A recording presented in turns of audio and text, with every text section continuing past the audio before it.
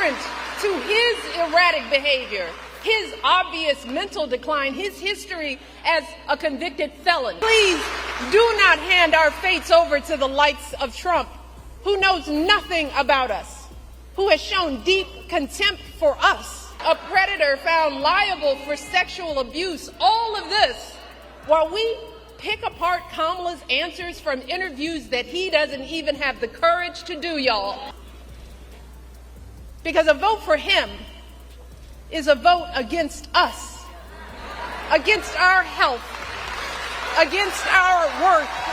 There are two types of political figures, those who leave you thinking and those who leave you wondering what just happened. Michelle Obama's recent comments on Trump and his press secretary Karoline Leavitt have perfectly highlighted this divide. In the next 5 minutes, I'll break down exactly how Michelle Obama managed to deliver a knockout critique without ever raising her voice, while Trump's team continues playing political Mad Libs with the same 8 words. The contrast is both hilarious and deeply telling. Hey, do us a favor, hit that subscribe button. We know you want to. Go ahead, we'll wait. Alright, appreciate it. Now, back to the video. Michelle Obama has this magical way of taking someone down while still making you think she might invite them over for pie after. Why is the media so against cutting waste, fraud, and abuse from the government? I don't get it. I just want to ask a question. We won't be deterred. We will not be deterred from people like you and the press who are clearly adamantly opposed to cutting waste, fraud, and abuse. But this administration is committed to finding even more of that fraud, waste, and abuse. To be clear, that $71 billion was from 2015 to 2022, so it wasn't in just 1 year. And it was $71 billion. But it wasn't. Crazy DEI programs in countries overseas.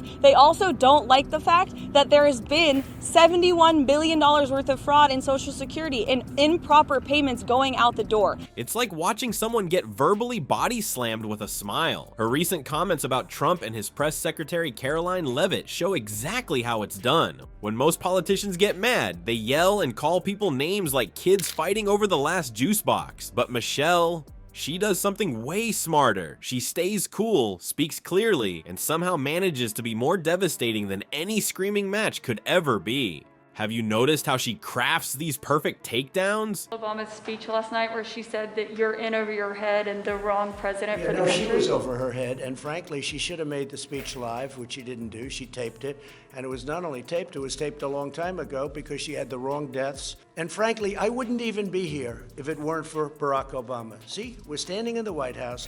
I wouldn't be in the White House except for Barack Obama because they did a bad job. Biden, she didn't even mention the vice presidential candidate in the speech. And, you know, she gets these fawning reviews. If you gave a real review, it wouldn't be so fawning. I thought it was a very divisive speech, extremely divisive. On the surface, they sound totally reasonable and polite. She'll say something like, "That choice wasn't right for me," instead of "That orange fool made me sick." But underneath that politeness is a precision strike that cuts right to the bone. It's the political equivalent of saying "bless your heart" in the South. Sounds sweet until you realize you've just been insulted. Now compare that to how Trump talks. All caps tweets about whatever's making him mad that hour, calling people stupid nicknames like he's still in middle school, and those weird rambling speeches where he somehow ends up talking about toilets and light bulbs for 15 minutes. Remember when he spent all that time complaining about low-flow toilets? People are flushing toilets 10 times, 15 times. Like that was the biggest national crisis we faced. Michelle never needed to talk about bathroom habits to make her point. What makes Michelle's style work is that it comes from actually knowing stuff. She lived in the White House for 8 years. She saw how government works from the inside. She's not just trying to get attention or go viral. She's speaking from experience. When she criticizes Trump's administration as chaotic, she knows what a functioning White House looks like. In her podcast IMO, Michelle revealed something pretty telling. She had to trick herself into skipping Trump's inauguration. She called it the choice that was right for me and framed it as practicing the art of saying no. That's not just throwing a tantrum because her team lost. It's about protecting her mental health instead of playing along with political theater. This matters because when most people disagree with Trump, they either scream or tweet angry stuff or threaten to move to Canada. Michelle instead made a quiet, personal choice and explained it thoughtfully, and still got criticized for it. She pointed out how, as a black woman in the public eye, expressing herself honestly often got her labeled as angry or bitter. As she explained, people couldn't believe that I was saying no for any other reason. They had to assume that my marriage was falling apart. The way Michelle talks about politics tells us something important about substance versus performance. I love how the media takes a few critics when the overwhelming response from the American people is support for what this administration is doing. There should be no secret about the fact that this administration is committed to cutting waste, fraud, and abuse. The president campaigned on that promise. Americans elected him on that promise, and he's actually delivering on it. If you look at the public polling, 70% of Americans, according to CBS, believe that President Trump is delivering on the promises he made. While she cuts straight through the nonsense and unpacks the damage of empty-headed politics, Trump's decisions were less executive and more impulsive toddler with a smartphone. One approach builds something, the other just makes noise. What specific comments did Michelle make that have everyone talking? She delivered a crystal clear critique of Trump's administration as divisive and chaotic, but she did it without screaming, name-calling, or losing her cool. She maintained her dignity while still making her point. It's like watching someone perform surgery instead of just hacking away with a chainsaw. Precise, intentional, and effective. This is why Michelle's words carry weight. She doesn't need to call Trump names like Diaper Don or Commander and Cheat. Though I have to admit those are pretty funny. Instead, she communicates with substance and clarity that makes the contrast even more obvious. When she speaks, you remember what she said, not just how loud she yelled it. The difference becomes even clearer when you notice how people respond to her. Even those who disagree with her politics often admit they respect her approach. That's because dignity and self-respect are universal values that transcend political parties. Meanwhile, Trump's communication style just drives people further into their corners. Michelle shows that the strongest position isn't the loudest one. It's the one built on truth, experience, and genuine conviction. She knows that screaming matches might get ratings, but they don't solve problems or help anyone understand each other better. And in a political landscape that increasingly feels like a reality show competition for who can be most outrageous, Michelle's approach feels not just refreshing but necessary. This brings us to why her approach is so different from what we see from Trump's team, who seem determined to turn politics into the loudest, angriest circus possible. While Michelle speaks from wisdom and experience, Trump's crew operates from a completely different playbook. Ever notice how Trump's team, especially Karoline Leavitt, seems to be reading from the same 8-word dictionary? It's like they got a word of the day calendar, but it only has words like woke, radical, socialist, and failing. Watching Leavitt at press briefings feels like watching someone auditioning for discount Sarah Palin. Lots of rehearsed confidence, but not much actual content. Actually be dangerous just to bring them back to their countries. Their countries weren't accepting them back until I came. You know, with Barack Hussein Obama, I call him the Great Divider. He's the Great Divider. Oh, what do you mean? She said bad about me. I can't hit back. Sir, you're winning. Just relax. Is that good advice? Is that good or bad advice? And Michelle hit me the other day. I was so nice to her. Out of respect, I was so nice. She hit me the other day. I was going to say to my people, am I allowed to hit her now?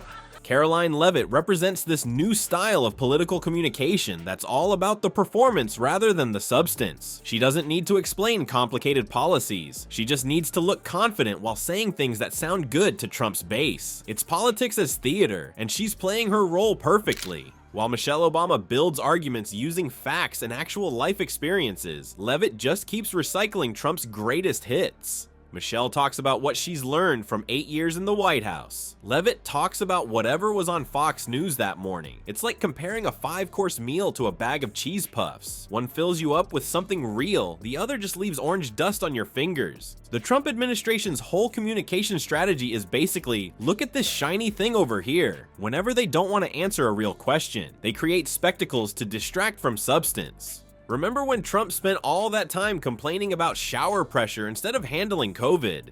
Classic Trump move.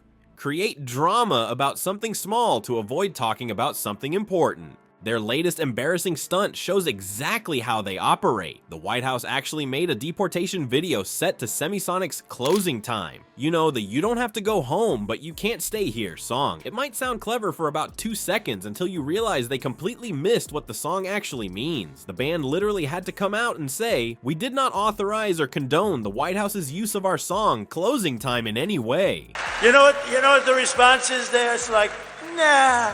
What do the ladies from North Carolina think about hit back or just relax? Huh? I've always treated her very nicely. But he's the Great Divider. Barack Hussein Obama, he's a great divider.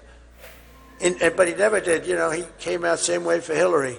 How did that work out? Oh. I'd actually love to hit back, but we'll hold it a little while. We'll hold it. I'd love to hit back, but...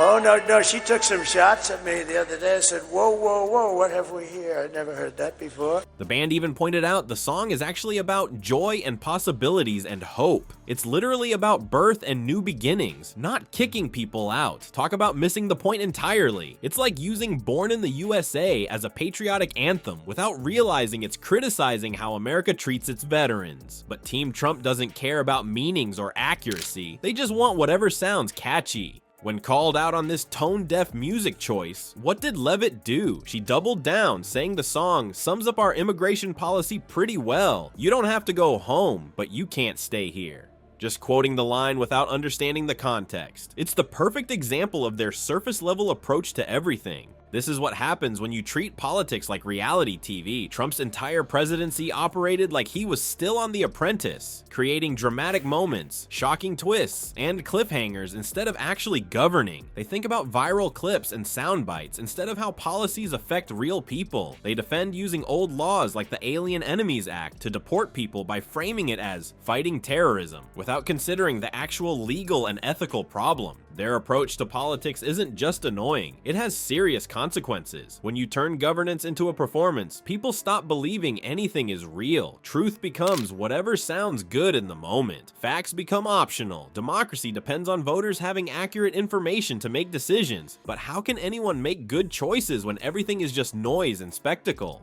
This performance-based politics explains why Michelle Obama's criticism hits so much harder than typical attacks. While others just call Trump crazy or stupid, Michelle cuts through the noise by focusing on what matters. She doesn't need to scream or use all caps or make up silly nicknames. She simply states the truth. Empty-headed politics causes real damage. Michelle's approach connects with people because it reminds us that politics should be about something more than just winning the news cycle. It should be about making people's lives better. That message hits harder because deep down, most Americans are tired of the political circus. They want substance over spectacle. They want leaders who talk to them like adults instead of trying to entertain them. The real difference between these approaches comes down to how they view public service. Michelle Obama sees it as a responsibility. You're there to help people, not just to grab power or attention. Trump's team sees it as a performance. You're there to put on a show, to win each day's news cycle, to keep your base fired up with catchphrases and stunts. One approach builds things that last. The other just makes noise that fades as soon as the next distraction comes along. One treats citizens as people to serve. The other treats them as an audience to entertain. And that brings us to the real difference in how these public figures handle difficult situations. Michelle Obama dropped a truth bomb about skipping Trump's inauguration that shows exactly what real leadership looks like. In her podcast, IMO, she talked about something most politicians would never admit. She had to trick herself into not attending Trump's second inauguration, not because she was having a temper tantrum, but because she was practicing what she calls the art of saying no.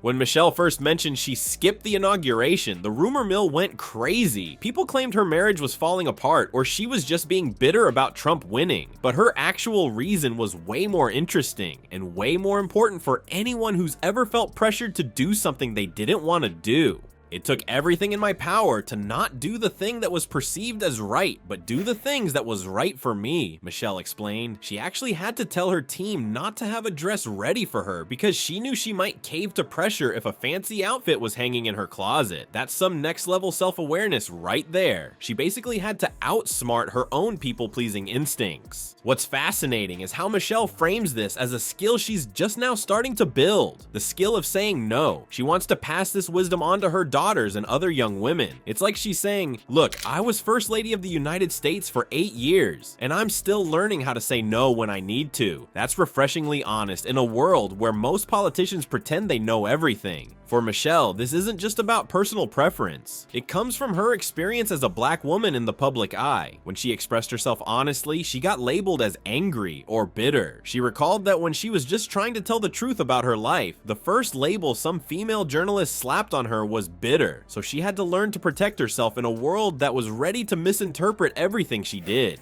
Meanwhile, how does Trump handle things he doesn't like? He attacks people on social media. He threatens lawsuits like they're candy on Halloween. He holds grudges longer than most people keep milk in their fridge. When someone criticizes Trump, he doesn't think about what's right for his mental health. He thinks about how to destroy that person publicly. Michelle's decision wasn't about being petty or scoring political points. It was about maintaining personal boundaries and protecting her mental well-being. She knew attending would drain her emotionally, so she made the choice that served her best. She even mentioned she was digging deep in therapy to work through how the experience affected her. That's the kind of honest self-reflection we never hear from politicians, especially not from the guy with the orange face and the weird hair situation. This fundamental difference in handling difficult situations tells us everything about these two public figures. One puts up walls and threatens people. The other builds boundaries and protects her peace. One reacts with rage when challenged. The other makes careful choices based on what she can handle emotionally.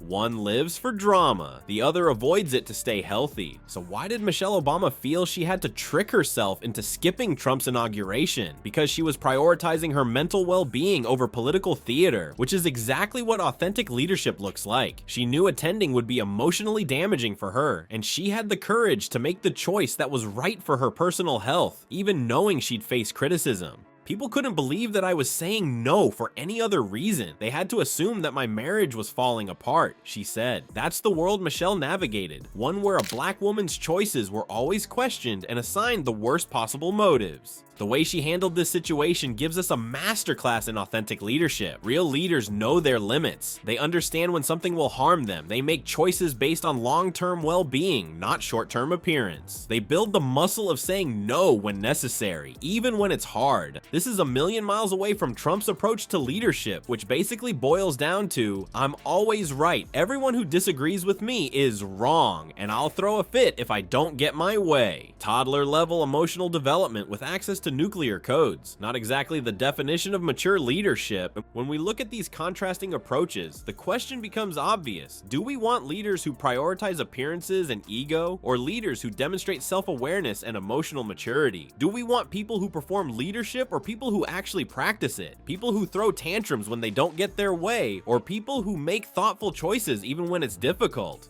Here's the thing about politics today. It's not just about who looks good on TV. When you compare Michelle Obama to Trump's circus, you see the real choice we face. Do we want substance or just a lot of noise? Michelle showed us you can be strong without being a jerk about it. She delivers truth bombs but keeps her class. Meanwhile, Trump's crew is still figuring out how toilets work. Maybe the most badass move in politics isn't screaming the loudest or having the meanest tweet. Maybe it's just speaking clearly and truthfully while everyone else is busy throwing tantrums like toddlers who miss nap time.